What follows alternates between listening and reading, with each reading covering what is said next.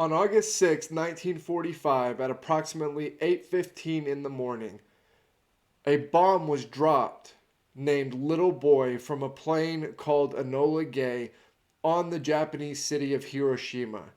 This was the first time in history that an atomic bomb or an atomic weapon had been used, and it was devastating. Today we're going to cover a video from the Infographics channel, the truth about why America dropped the atomic bombs on Japan. This is a pretty controversial topic. Obviously, there are a lot of emotions and feelings on, whether this should have been done or shouldn't have been done, or it was productive or not productive. There are a ton of arguments in this.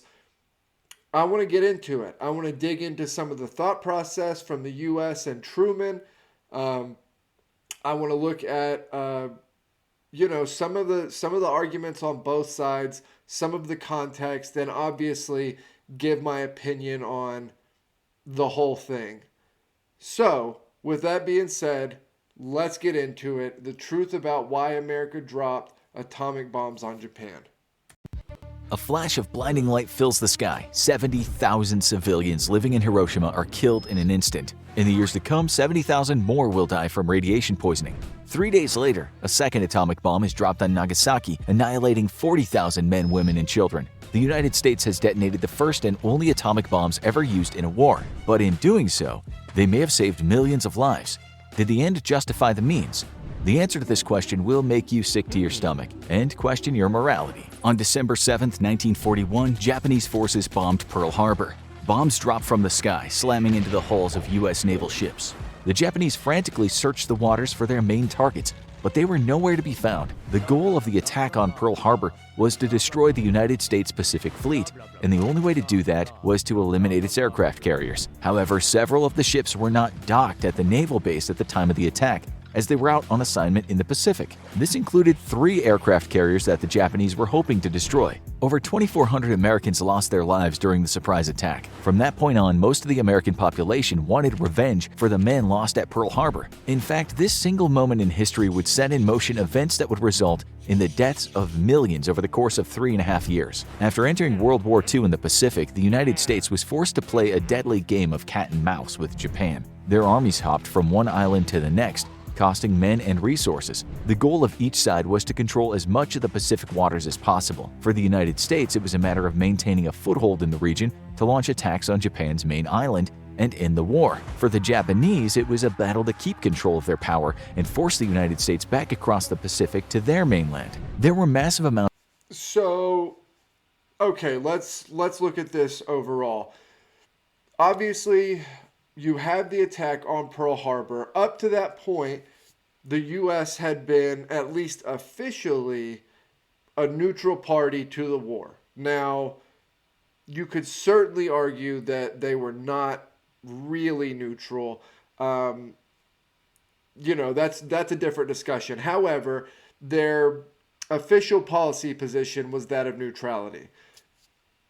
When Pearl Harbor happens, you have, especially amongst the population, an immediate flip from the idea of we are not going and getting dragged into another general war, right? We just fought a war in Europe. We're not going and getting involved in another major war like that again.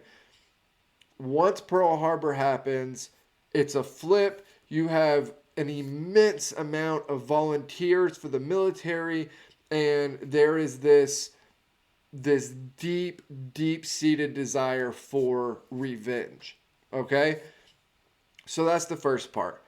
The second part is, obviously, the U.S. is going to go and get involved in the European theater, and, they're going to handle that, quote-unquote, first.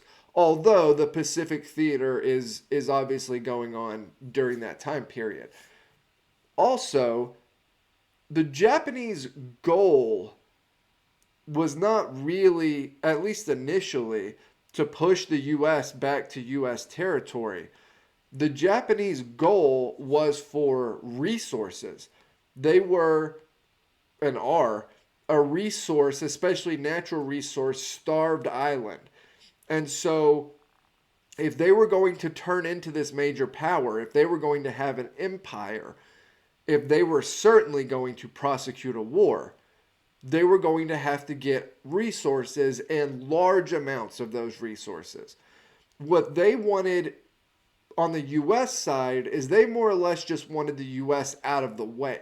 They wanted to get the natural resources, and the thought process is if we can give enough of a hit to the Pacific Fleet of the US at Pearl Harbor before this war gets started between us and the US, then we have time to expand the way we need to expand without worrying about, US intervention via the Navy. And then at that point, we can hunker down and we can hold out, right? We just need kind of this stint of time in here where we could make this work. They don't really need the US pushed all the way back to the US for that. They really just need the US not able to prosecute a war across the Pacific, right? Just to kind of clear some things up.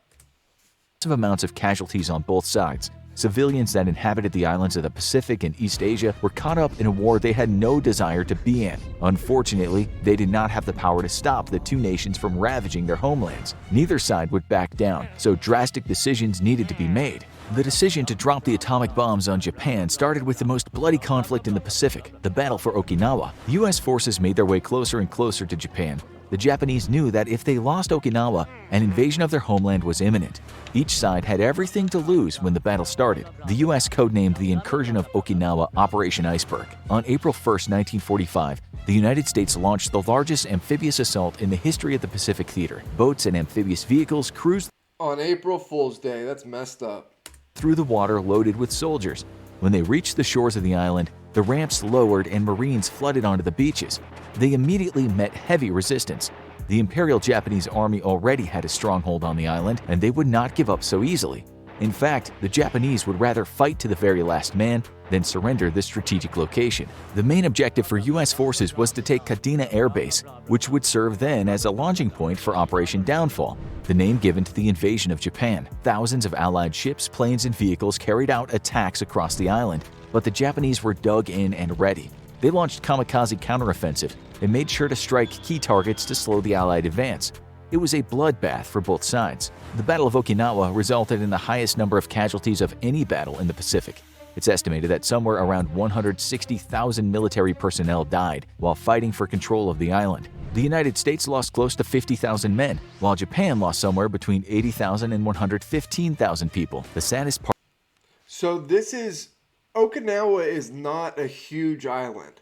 Like, it's, in comparison to some other islands, it's bigger, but for the Japanese main islands, it's a small one. If I remember correctly, it's something like 60 or 65 miles long and maybe like 6 or 7 miles across. But it's not a huge place, right? So you have all of this destruction, chaos, carnage, killing happening in a relatively small area and fighting over a relatively small piece of land. But this is not specific to Okinawa. Yes, Okinawa is strategically very important, and both sides know this, and so it makes things particularly fierce here. However, the Japanese were known for this kind of resistance. They would hunker down on these islands that they knew the U.S. was going to take on their quote-unquote island hopping campaign to the main Japanese mainland. They would hunker down. They would carve out defensive positions. And when the invasion came, they were very well prepared for it and were not giving up. I mean, literally fighting until the very, very end. And so when you think about an invasion having to take place through an enemy that is that determined, There really is no way you're going to be able to take an island, no matter how small it is, with that kind of resistance without taking pretty massive losses. There's just really no way around that. Part is that the biggest loss of life was for the Okinawans themselves. Nearly half of the 300,000 people who lived on the island before the attack died during the battle. Some were forced to enlist in the Japanese army, while others were innocent victims caught in the firefights and bombings that took place across the island. After months of fighting, the United States secured victory on the island and gained control of the airfield. However, even once the majority of Japanese forces were defeated, the Americans still had to contend with guerrilla fighters and small Japanese units sprinkled around the island. They would hide in the forests and sabotage U.S. operations whenever an opportunity presented itself. Patrols often found themselves being ambushed out of nowhere as they let their guard down thinking the enemy threat had been dealt with. In fact, some Japanese soldiers never received word that the war had ended and continued fighting for many years after Japan surrendered and World War II was officially over. The loss of There's a crazy story. I forget who it was or what year it was that it happened, but there's a crazy story about a Japanese soldier who basically stays in his same area and in his mind continues to survive and like quote unquote fight the war like decades after the war had ended. I'll find something that jogs my memory or I'm able to show it on the channel. But there is some story about a Japanese soldier who for decades was like holding a post or doing something long after the war had ended. life and military assets during the Battle of Okinawa gave U.S. intelligence pause. If the Japanese were able to inflict such damage on a small piece of land hundreds of miles away from their main island, what would it cost Allied forces if they were to invade Japan itself? The loss of life would be unimaginable, and it was hypothesized that it would take years to finally subdue Japanese forces. If there was another way to force Japan into surrendering, the U.S. needed to find it quickly. As the Battle of Okinawa raged on in the Pacific, President Franklin Delano Roosevelt died of an intracerebral hemorrhage in the brain on April 12, 1945. Harry Truman was sworn into office as the next President of the United States and immediately started making difficult decisions about the war in the Pacific. After word reached Truman that Okinawa had been secured at great cost, he tasked his advisors with finding a way to force Japan to surrender, and he wanted it done with minimal U.S. casualties. Unfortunately, at the time, there was no good option. It had become clear Emperor Hirohito would not submit willingly. In fact, everyone in Japan believed that they would win the war and were willing to lay down their lives to make sure it happened. Men, women, and children, military, civilian, elderly, all Japanese citizens would rather have died than surrender their country to a foreign power. This meant that regardless of what Truman decided to do, lives would be lost. The question was just how many people needed to die in order for World War II to come to a close. Soon after the transition of power from Roosevelt to Truman, the new president was made aware of a top-secret weapon that was being developed by scientists in Los Alamos, New Mexico. It was known as the Manhattan Project, named after the location of the team's first office in New York City, and would result in the world's first atomic bomb. After the successful test of the first nuclear bomb ever created on July 16, 1945 at Alamogordo bombing range, Truman believed that the atomic bomb could be his only way to force Japan into surrendering. Truman asked a committee of advisors led by the Secretary of War Henry Stimson to determine if using the atomic bomb on Japan was the best course of action to end the bloody war. After seeing the devastating effects of the nuclear explosion, the committee did not take this task lightly. They knew that if the U.S. detonated an atomic bomb on Japanese soil, the civilian casualties would be immense, but it was determined that an invasion of Japan would be even more costly for both sides. Most of the committee concluded that the bomb should be used. Stimson was a huge advocate that this was the right decision. So under the advisement of the committee, President Harry Truman issued the Potsdam Declaration on July 26, 1945, which called for the unconditional surrender of Japan. Truman warned that if the Japanese emperor did not comply, there would be prompt and utter destruction. There was no way that the Japanese leaders could have known what Truman was talking about, as they had never seen a nuclear explosion before or even knew that such a bomb existed. This is so obviously they have no idea what this situation really implies, right? Like what if the Japanese don't surrender, the US is going to bomb and invade?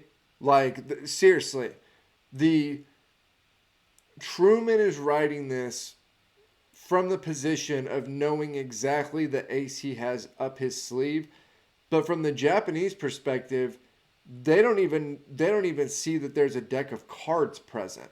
Like they don't know. And so he's about to say, obviously this is one of the main problems, and it really is, because you're trying to essentially kind of strong arm the Japanese into surrendering by saying, like, seriously, it's going to be bad. But because the Japanese just have no idea, like, sure, the whole war's been bad. Like, what are we talking about here? It's one of the kind of sticking points and major issues of this whole thing. One of the main problems with trying to justify using the atomic bomb. The Potsdam Declaration would have been outrageous to the Japanese emperor and his advisors. They knew that if the United States invaded their island, they could depend on the masses to fight until the very last person fell. The Japanese people would not give up their homeland to an invading enemy, and the Japanese leadership was pretty confident that they could cause enough casualties to the Allied forces that at the very worst they'd end up negotiating a truce. This would allow Japan to make a few demands of their own, such as maintaining control of the country. However, this was not an option for the Allied forces. They would not negotiate. It was either unconditional surrender by Japan or nothing. When Truman did not receive a reply from Emperor Hirohito, he gave the order to drop the bomb. On August 6, 1945, a Boeing B-29 called Enola Gay took off from an airfield on Tinian Island. In its cargo hold was Little Boy, the first atomic bomb ever to be used in a war. At 8:15 a.m., the Enola Gay spotted Hiroshima. The crew prepared to drop the bomb and get the hell out of Dodge before it detonated. The signal was given, red lights flashed as the bomb bay doors opened. Little Boy was dropped 31,000 feet above the city of Hiroshima. 44 seconds later, there was a bright flash as the atomic bomb detonated 1,500 feet before hitting the ground. Approximately 70,000 people were instantly incinerated by the blast. The Japanese finally found out what Truman meant by prompt and utter destruction. It's unclear what exactly was being discussed by the Japanese leadership immediately after the bomb was dropped, but when no declaration of surrender came, 3 days after Hiroshima was bombed, the U.S. decided to try again. There is a,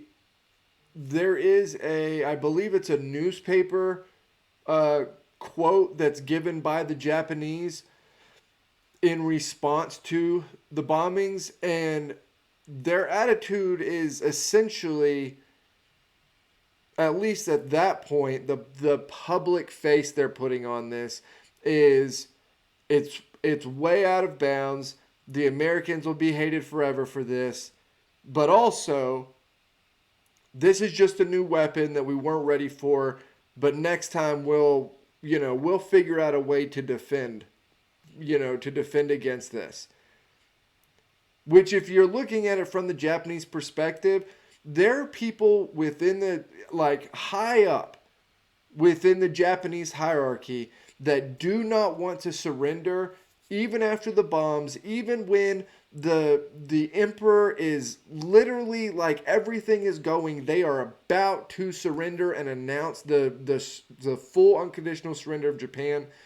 There are seriously high-ranking people within the Japanese leadership that are doing everything possible to keep that from happening.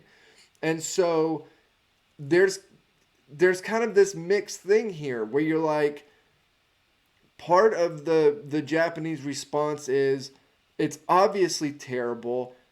It's obviously, something that we really can't contend with. But then on the other side, there is still this, like, staunch, I don't know if it's, like, nationalism is the right word, but this so hardcore belief that the Japanese just cannot and will not lose under any circumstances. And so it's very interesting, the kind of push and pull that you see happening, especially once the bombs are dropped. August 9, 1945, a different B-29 named Boxcar carried a second larger atomic bomb named Fat Man toward Nagasaki.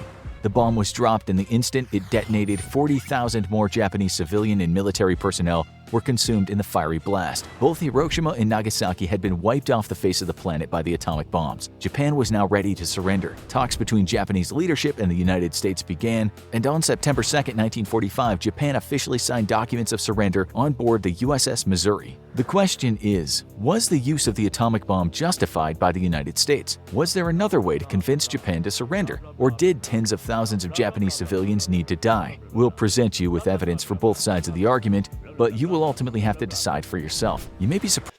Before we get into this, my grandfather was in the Navy. He fought in World War II and he fought in the Pacific.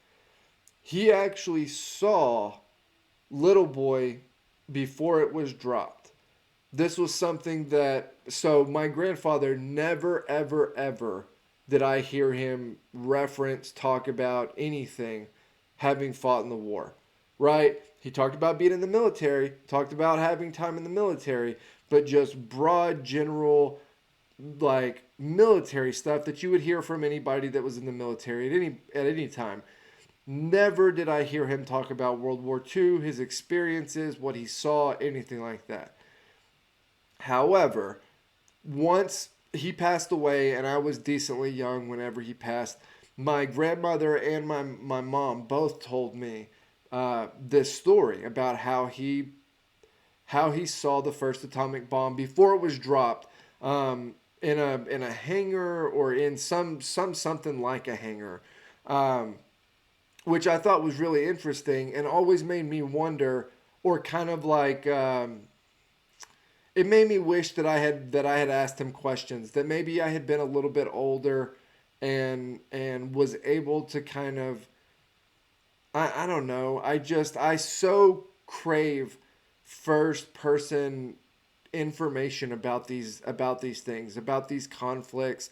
You know, there's books you can read and there's interviews you can watch and stuff like that.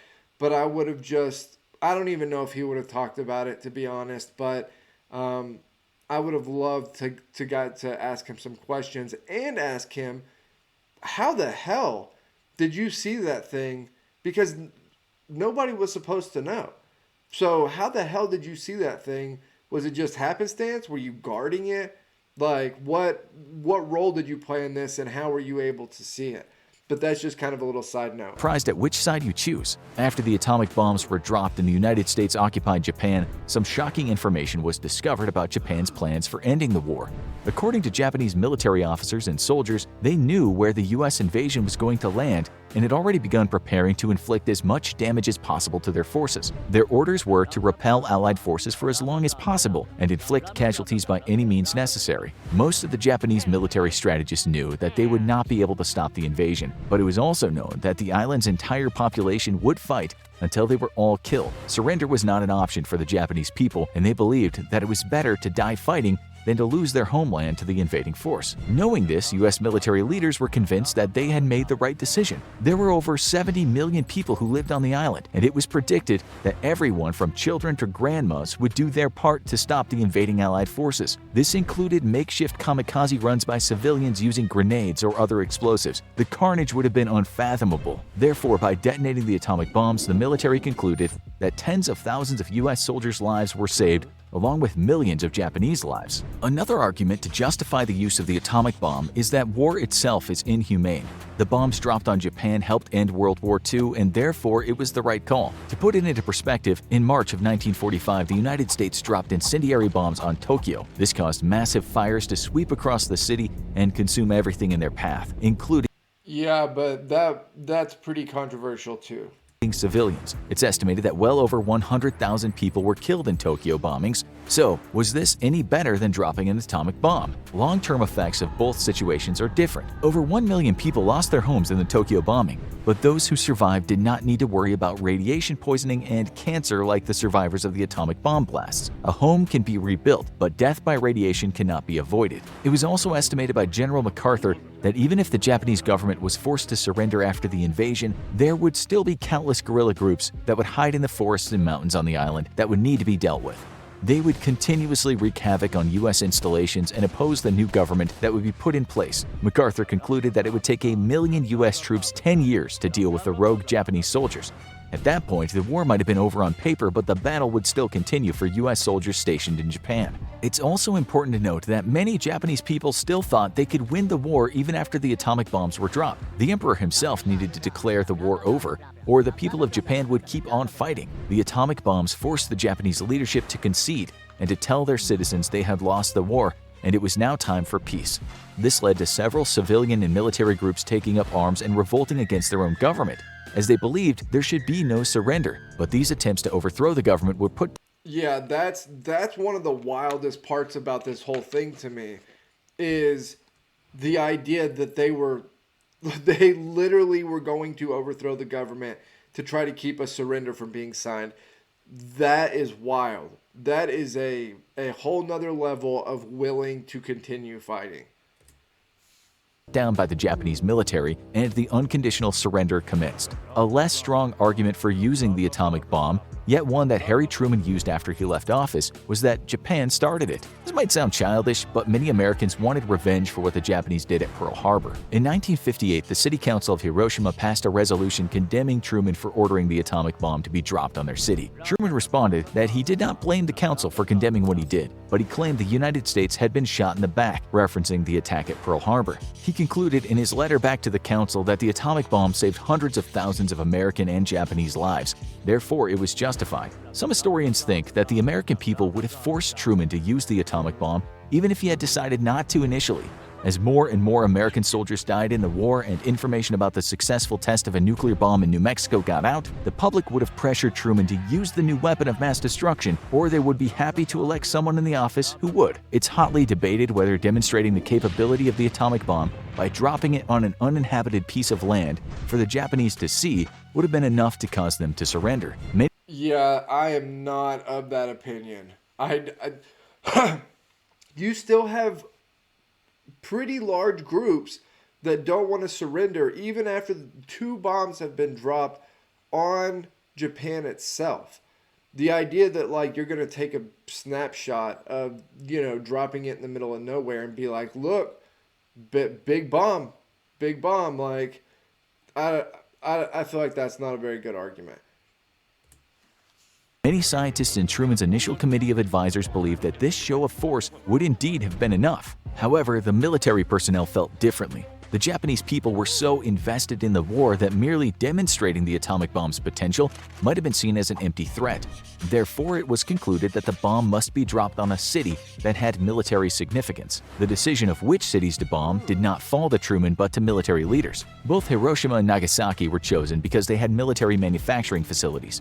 However, this does beg the question, why couldn't the bomb just have been dropped on a military facility away from any major cities? There were plenty of Japanese bases that were isolated from civilian populations. So why couldn't one of those have been the target? This question has also been debated over the decades without any clear answer as to why hitting a military base couldn't have been tried first. That brings us to an unsettling idea. Maybe dropping the atomic bombs on 2 Japanese cities was not justified. The main reason why many believe that dropping the atomic bombs was unethical is that the US military intentionally targeted civilian populations. Many believe that the United States used terrorist-like tactics to force the Japanese government to surrender. Even current military ethics courses in the United States make justifying the dropping of atomic bombs difficult. When tough decisions need to be made during war and collateral damage is inevitable, the proportionality of benefit to cost needs to be weighted. It's agreed upon by many military officials and historians today that the destruction of military targets at Hiroshima and Nagasaki was nowhere near proportionate to the loss of civilian life. This makes dropping the bombs on these cities an unjustifiable choice. For people who think dropping the atomic bomb was necessary, but a military target should have been chosen, it's often cited that the bomb should have been dropped in the southern part of Kyushu. It was here where Japanese troops were massing to mount a defense against US invasion. Not only would this have been a strategic significance, but it would have minimized the civilian casualties by targeting an area that was mostly filled with military personnel. And although some believe that dropping a demonstration bomb wouldn't have resulted in Japan surrendering, Not everyone sees it this way. If the United States had detonated a bomb where high-ranking Japanese officers could see it, it's very plausible they would recommend to the emperor that peace talks should begin immediately. Also, if a demonstration didn't work, the next option still wouldn't have been to blow up a city full of civilians, as they could have tried dropping a bomb on a military base first. But the fact that the first target was a densely populated city where 70,000 people were obliterated by a single bomb seems like an extreme first choice when there were other more justifiable options. Many historians also believe that if a demonstration atomic bomb was used, the Emperor of Japan would have been willing to enter negotiations, although it's probable the US would have refused this option as they wanted Japan's unconditional surrender. But it's been argued that if the United States had been willing to negotiate, Japan would have come to the table after an atomic bomb demonstration. In fact, even without a demonstration, it's thought that most high-ranking officials in the military and government already knew the war was lost, so it's not out of the realm of possibility that if the United States had been willing to let Emperor Hirohito stay in power, Japan would have surrendered. This would have been possible without the mass murder of over 100,000 civilians by atomic bombs. But there was another factor that would have almost certainly led to the surrender of Japan. It had nothing to do with nuclear explosions or the United States. Instead, at the same time the US was dropping its second atom bomb, the Soviet Union declared war on Japan. There was no way that Japan could have defeated both the US and Allied forces in the Pacific, as well as the Soviet Union advancing from the West. Japan knew this, and it's very plausible that if the United States had waited for the Soviet Union to declare war on Japan, they would have never had to drop the atomic bombs in the first. So this is the argument that I hear the most often and probably feel is the most valid. However, I'll get more into it in just a minute. First place. Japan's plan at the time was to cause enough American losses that they would have been forced to negotiate a settlement. The average Japanese citizen and soldier might have believed that Japan could still win the war, but the leadership was not under the same delusion. They were just weighing their options and trying to figure out the best outcome. However, once the Soviet Union declared war on Japan, it was only a matter of time before they became overwhelmed on multiple fronts. As soon as the Soviet Union joined the battle, they steamrolled their way through Japanese lines in Manchuria and pushed deeper and deeper into Japanese-controlled territories. Once this happened, Japan would have likely sought out a deal with the US, even if it hadn't dropped the atomic bombs. The reason for this is because Japan already knew that if the Soviets invaded, it would have been a very different type of occupation than if the United States was in charge. Japan likely already had information about the way that occupied territories in Europe were being treated by the Allies versus the Soviets. The Soviets did not have the best reputation. They tended to incorporate territories into the That is the biggest understatement ever, that they did not have a very good reputation.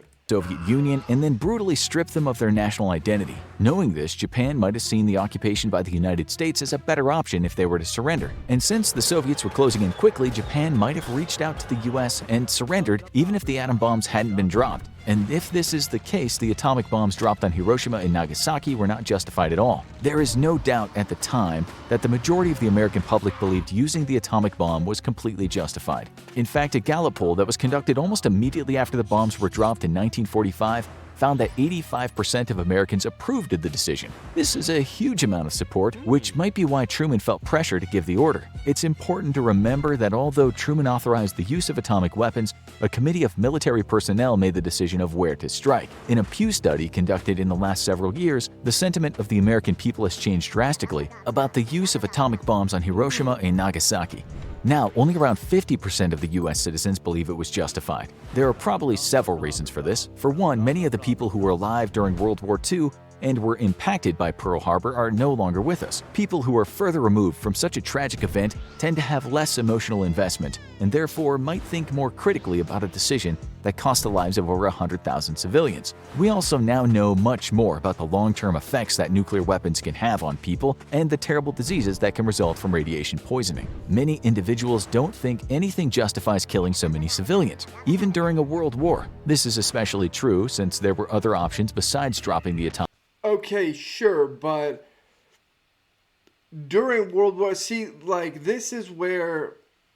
Actually, I'll let him finish and then I'll get into atomic bombs on heavily populated cities. There are arguments to be made for both sides of the atomic bomb debate, but there are a few undeniable facts. The United States targeted cities with civilians when they had the option of demonstrating the power of the atomic bomb on uninhabited land or against strictly military personnel. The Japanese were also probably willing to sit down for peace talks even without the bombs being dropped, especially after the Soviet Union declared war on them. All that being said, the atomic bombs definitely played a major role in forcing Japan to surrender and ending World War II. If the United States had invaded the main island of Japan, many more people would have died than perished as a result of the atomic bombs. And this does not necessarily justify the use of atomic weapons on Hiroshima and Nagasaki, but it does make you think if it was the best option in a really bad situation. Now watch What Was It Like to Be a Kamikaze Pilot, or check out. Okay, so in regards to like the way that people feel now versus the way that people felt then, I do think that part of that is not being around for Pearl Harbor, but I think another big part of that is not living through a world war, right? Because if you are living through a world war or lived through a world war where, you know, like London, where you have like bombings happening and people, you know, laying around in the underground trying to get into cover, and sirens, and you have manufacturing buildings getting hit, and you know there's cities all through Germany, and you know, like the destruction and death of military and the civilian populations all over the world for all of the countries involved, and in a lot of cases areas that weren't really involved in that way are way higher, and it makes the idea that like, oh, I can't believe that you would possibly go after civilians, it makes that seem a little bit naive, right? Like if you look at it in the context of what was happening at the time, that specific like viewpoint seems a little bit naive, because you aren't targeting civilians the same as, you know, when Britain is bombing German manufacturing, they're not targeting civilians, but they absolutely are killing civilians and destroying civilian households. And, you know, like that is what's happening. It's a byproduct of the terrible war that's been going on, right? But also, if you're going to look at it and view it from the viewpoint that I just laid out, then who started the war does come to play a role in it. Because it's like, yes, the civilian deaths are terrible. Nobody wants that. But why are we here? Like, why are we here doing this right now? We didn't go, you know, invade China or Poland or whatever. Like, if you're the British, that's your argument. If you're the French, that's your argument. If you're the Poles or somebody that's been invaded, that sure as hell is your argument for this. Where I fall on this is I absolutely do not think a quote unquote demonstration on like an uninhabitable island or something, or an uninhabited island, certainly would be uninhabitable after the bomb was dropped. I don't think that works. I'm sorry. Like I said, there are people that are up in the Japanese hierarchy that don't want the war to end, even whenever the concession is about to be announced. And so that's after the two bombs have been dropped. So I don't think that works. I do think there could have been a better location chosen. But here's where I really come down on this. People speak about the Soviet Union and the idea that they could that there's no way Japan would hold out if the Soviet Union also declared war and invaded. The US and the Allies in general do not want Soviet control of Japan. I don't understand why this is a super complicated thing that people don't really take into account. But the last thing the Allies want is for the Soviet Union to invade and control, or to split in half and have another Berlin or Germany or whatever. I've said this a million times. When the war starts to wind down and people start looking at what this post-war world is going to look like, almost everybody looks at the Soviet Union side-eyed. And so that's how you have to view it, through that lens. People are not viewing the post-World War or the post-war world like the Soviets are going to be the good guys. And so I think I'm of the opinion that while I don't think the Japanese are going to surrender without a bomb being dropped on a Japanese target. I do not believe that.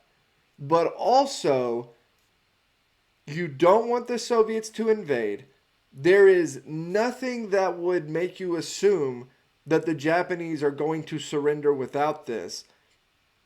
And in fact, the Japanese are training civilians at this point for things like kamikaze attacks. There is nothing that would make you think that they are going to lay down their arms and surrender. But also,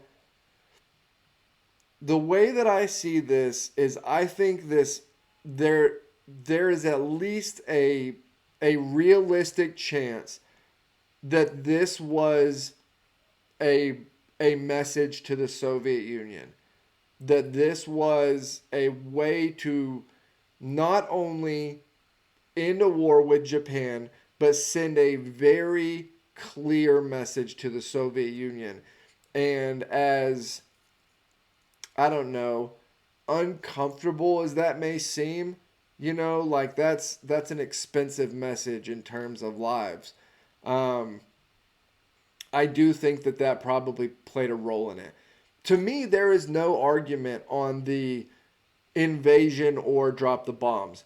Every study I've ever seen, military experts at the time, everything I've ever read says that an invasion is going to lead to way more deaths. Way more deaths. It's not even close for the invasion versus the bombs. However, you're not that's not really the question. The question is more, could it have been dropped on an uninhabited island as like a showcase? I don't think that works. But also, could you have dropped it at least, somewhere else on more of a military target? Again, these type of bombings, not atomic obviously, but these types of like manufacturing cities being bombed, they're happening pretty often. But I guess there is an argument to be made, and that is a legitimate argument, at least from my viewpoint. But the idea that the Japanese were going to surrender without anything, or they were going to surrender because the Soviets jumped in, I don't think that that's absolutely true. And I think if they don't surrender once the Soviets jump in, then it's a lose-lose situation for everybody, because now the Soviets have a foothold in Japan. And so, I don't know. This is a very touchy and complicated subject. I'm sure YouTube is going to demonetize this. So, if you like the channel, like the content, want to support it, you can like, comment, subscribe. I'm trying to get content out every day. I've got a whole bunch of stuff I'm trying to get out pretty soon. Also, I will put the Discord link in the description box down below. There's a YouTube recommendations page on the Discord. You can put recommendations in there if there's something you want me to look at, or you can put it in the comment section down below. But let me know. Let me know what you think, what your thought process is. Where do you fall on this? Again, I know it's a touchy subject, but I'm curious where everybody falls on this. I'll see you all next time.